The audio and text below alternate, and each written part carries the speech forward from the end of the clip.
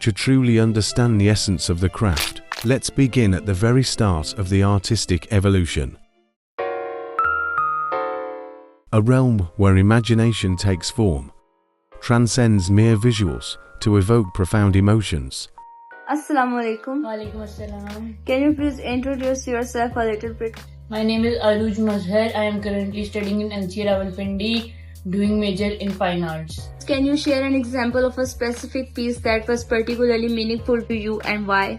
Okay, this is a painting made by me, but this is the actual painting of Leonardo da Vinci जिसका मैंने replica बनाया है. अब again आप देख सकते हैं इम्प्रेशनिज्म मेरा स्टाइल शो हो रहा है. जो मैंने उसको एक्सप्रेस किया हुआ है, फेस को सॉफ्ट कलर यूज किया हुआ है.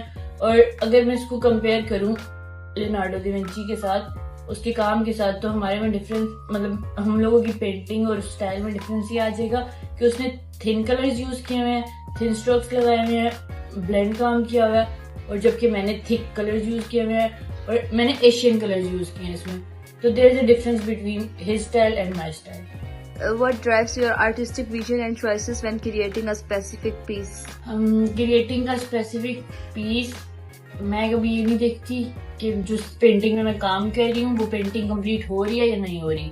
अगर वो पेंटिंग इस इफेक्ट में आ रही है कि वो मुझे लग रहा है कि हाँ वो एक मुझे इम्प्रेशन दे रही है, तो मेरे लिए वो पेंटिंग कंप्लीट है. जैसे फॉर एग्जांपल अगर मैं एक फ्लावर पेंट कर रही हूँ, मैं उसका एक पेटल लेती हूँ या कुछ भी, मैं उसको लाइक फुल कंप्लीट शेड, उसकी कंप्लीट कलर नहीं करूंगी.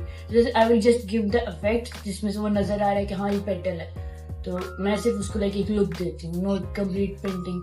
और मेरी पेंटिंग में सिर्फ इम्प्रेशनिज्म होते हैं ज्यादा से ज्यादा. How do you handle criticism or different interpretations of your work? Criticism, अब इसमें मैं अपने एक टीचर का कोट बोलना चाहूंगी कि वो बोलते हैं कि अगर एक आर्ट पीस की आर्ट गैलरी में लगा हुआ है या आपने शोकेस किया हुआ है उसको, तो उसमें जब तक डिबेट या फिर लाइक उसको क्रिटिसाइज लोग ना करें तो वो आर्ट पीस नहीं कहलाएगा.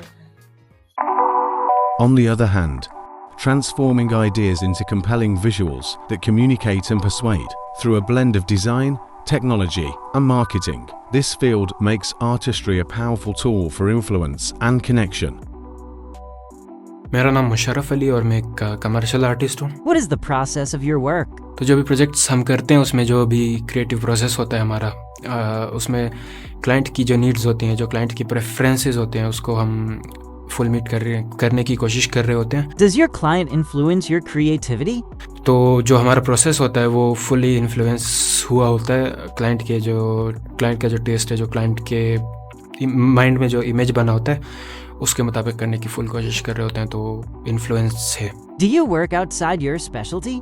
कभी कभी हमें अपने नीच से बाहर भी काम करना पड़ता है. जिस तरह की हमारा काम मेनली होता है कमर्शियल एड्स जिस तरह से होते हैं, तो उस तरह के होते हैं. लेकिन कुछ क्लाइंट्स आते हैं जिनको कोई और टाइप का प्रोजेक्ट चाहिए होता है. जिस तरह हमने लास्ट टाइम किया था एक एनजीओ का, उनका एड/ कैंपेन टाइप था. तो कैंपेन्स हमारी नीश है नहीं, मोस्टली एड्स ही होते हैं. तो लेकिन हमें क्लाइंट के लिए करना था, तो हमें उस तरह से अपने क्रिएटिव प्रोसेसेस और जो अपने तरीके होते हैं, जो अपने डायरेक्शन होते हैं, वो सारी चीज़ें हमें उस तरह से करनी पड़ी. How do you stay creative? तो जो भी क्लाइंट्स आते हैं हमारे, उनके चाहे जिस तरह का, जिस नीश का भी उनका काम हो, उसमें क्रिएटिविटी के लिए जगह तो होती है. जिस तरह से अगर उनको कोई स्पेसिफिक मैसेज पहुंचाना हो, उनको अपना कोई स्पेसिफिक ब्रांड प्रमोट करना हो, तो उसके लिए जाहिर है क्रिएटिव माइंड लगते हैं, क्रिएटिव तरीके लगते हैं उसको प्रमोट करने में, उसको शेप देने में. तो क्रिएटिविटी के लिए स्पेशली जगह होती है उसमें. Define commercial arts and how to get into it. तो कमर्शियल आर्ट बेसिकली होता है marketing.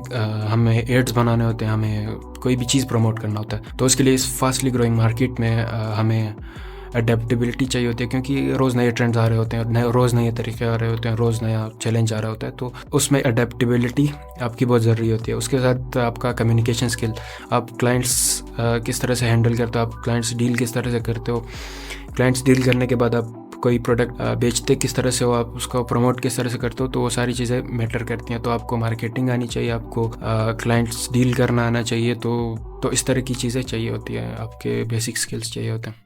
As we finish our trip exploring commercial and fine art, this documentary gives us a peek into how clever humans can be.